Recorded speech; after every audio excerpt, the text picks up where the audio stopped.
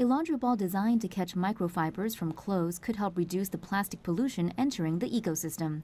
At 4 inches in diameter and made from recycled rubber, the Cora Ball imitates the way a coral reef filters tiny particles from water. When washed with clothing, the laundry ball captures microfibers that come off during the wash. According to the company, the ball captures between a quarter to a third of the microfibers per wash. According to the BBC, a typical household 13-pound laundry load can shed up to 700,000 microfibers. The little plastic fibers are too small for water treatment plants to remove, so many of them make it into the oceans.